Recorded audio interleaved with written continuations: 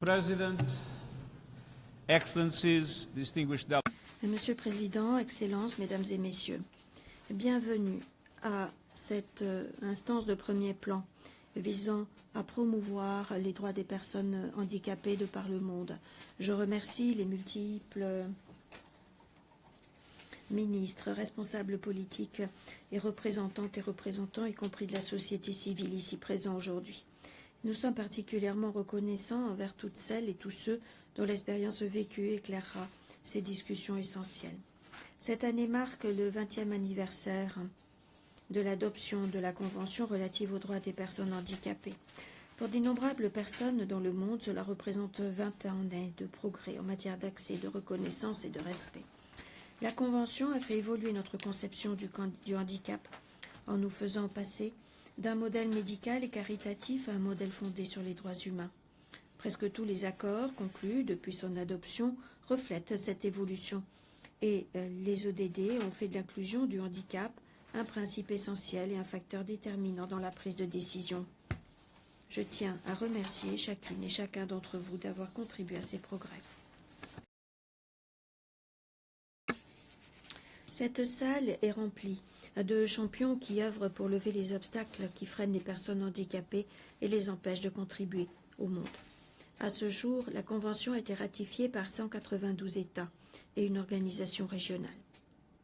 Plus de 90% des pays disposent de lois garantissant les droits des personnes handicapées et près de 80% interdisent toute discrimination en l'embauche à l'égard des personnes handicapées. 75% ont adopté des lois garantissant l'intégration des élèves et étudiants handicapés.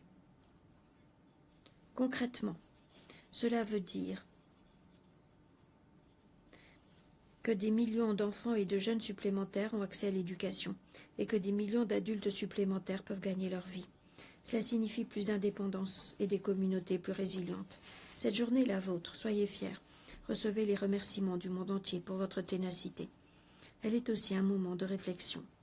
Le dernier rapport de l'ONU sur le handicap et le développement montre des retards pour presque tous les indicateurs des ODD concernant les personnes handicapées.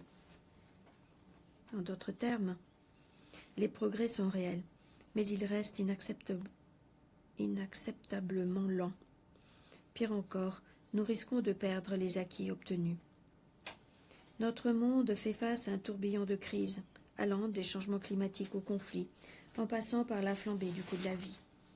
Et nous savons que lorsque des conflits éclatent ou que des catastrophes frappent, les personnes handicapées sont les premières à perdre leur emploi,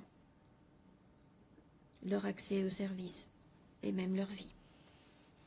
Ces crises peuvent également entraîner d'autres handicaps et avoir des effets durables sur la santé mentale. C'est pourquoi, face à ces défis, nous devons placer les besoins des personnes handicapées au cœur de nos préoccupations. Cette conférence porte sur 3 thèmes essentiels. Premièrement, la violence et les mauvais traitements. Les chiffres sont choquants.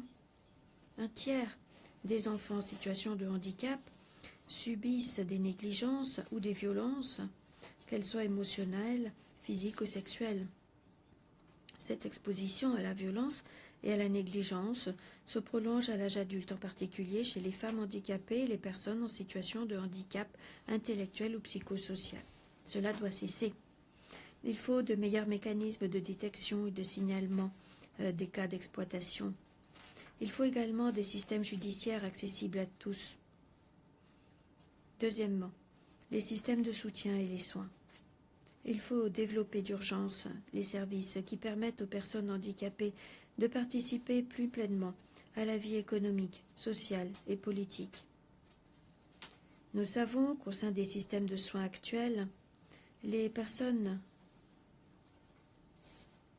handicapées prodiguent des soins tout autant qu'elles en reçoivent. Nous savons aussi que la prestation de soins non rémunérés repose de manière disproportionnée sur les femmes et les filles, y compris les femmes et les filles handicapées. L'amélioration des systèmes de soins peut contribuer à renforcer à la fois l'inclusion des personnes handicapées et l'égalité des genres. Elle passe notamment par un meilleur accès à la réadaptation, à l'adaptation, à des logements accessibles et abordables, aux technologies d'assistance, ainsi qu'à des transports de meilleure qualité. Ces services peuvent faire la différence dans les pays à faible revenu où près de la moitié des personnes handicapées n'ont toujours pas accès aux activités locales et où 60% d'entre elles sont encore refusées le soutien nécessaire pour prendre des décisions concernant leur propre vie, notamment quant à leur lieu de résidence ou à la manière de disposer de leurs ressources. Il faut donc des plans nationaux de développement qui placent le handicap au cœur des priorités, ainsi que des investissements à l'échelle nationale et internationale. Il faut également une meilleure reconnaissance du lien entre vieillissement et handicap, notamment grâce à des politiques qui accordent la priorité aux soins et à l'accompagnement de longue durée à mesure que les populations vieillissent. Enfin, la participation citoyenne. Les personnes handicapées sont souvent encore et toujours sous-représentées dans de nombreux postes politiques et autres. Dans les pays en développement, environ 30% des personnes handicapées se heurtent à des obstacles lorsqu'elles tentent de voter. Depuis des décennies, le mouvement pour les droits des personnes handicapées porte un message clair, rien sur nous, sans nous. Les gouvernements ont la responsabilité de lever tous les obstacles à la participation des personnes handicapées à tous les aspects de la vie politique et publique et de donner à ces personnes les moyens d'être des partenaires à part entière dans l'élaboration des politiques. Trop souvent, les personnes handicapées doivent évoluer dans un monde conçu par d'autres et pour d'autres. Heureusement, il est possible de repenser ce monde. L'Organisation des Nations Unies s'efforce de montrer l'exemple. Notre stratégie pour l'inclusion du handicap vise à faire avancer le changement guidé par l'expérience des personnes handicapées.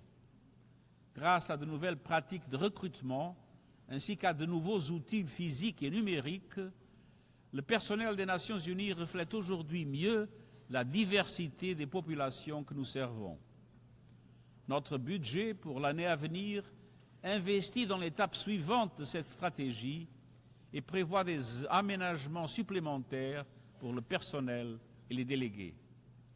Nous ne l'avons pas fait simplement parce que c'est juste, nous l'avons fait parce que cela nous permet d'accéder à davantage de talents de premier plan et le monde a besoin de talents. Le monde y gagne lorsque chacune et chacun peut mettre ses compétences au service de l'humanité et poursuivre ses rêves. Vos discussions aujourd'hui marquent une étape essentielle vers un monde où chaque personne est respectée et incluse.